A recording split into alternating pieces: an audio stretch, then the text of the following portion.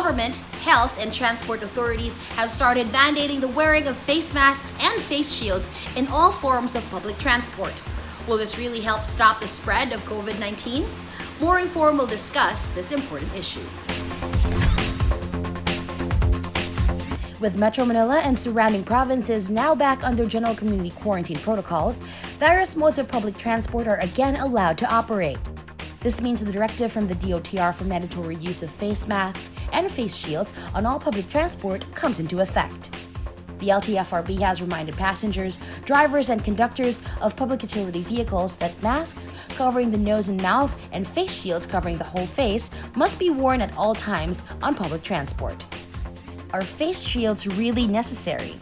In mandating the use of face shields in addition to face masks on all public transport, DOTR officials cited the need for what it called superior protection against infection. The face shield directive came from following the continued rise in the number of COVID-19 infections, which many traced to the crowded commute. Social media was rife with photos and videos showing physical distancing protocols forgotten by commuters, jostling each other to get into whatever public transport was available. Long lines of people less than the required meter or 3 feet apart.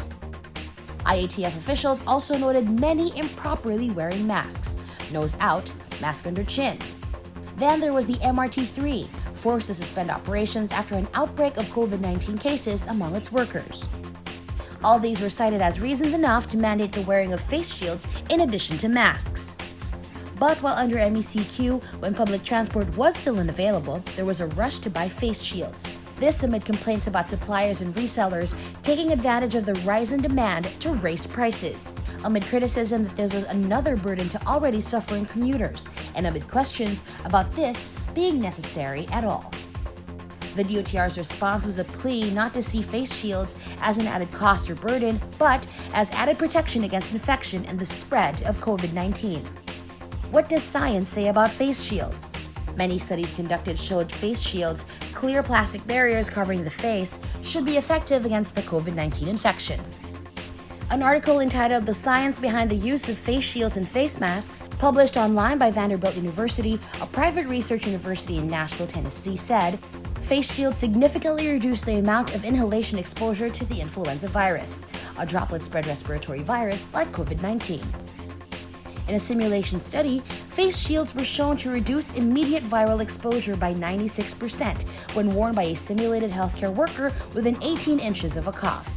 Even after 30 minutes, the protective effect exceeded 80%, and face shields blocked 68% of small particle aerosols.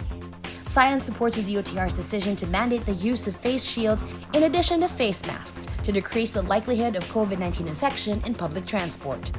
Since the DOTR says the use of face shields should be seen as just another important protocol to observe in the fight against the spread of the COVID-19 virus.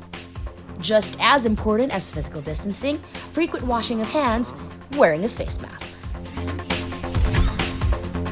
Common sense says that there is nothing wrong with complying with government directives of wearing face masks and face shields in public, especially in public transport where minimum social distancing is a challenge.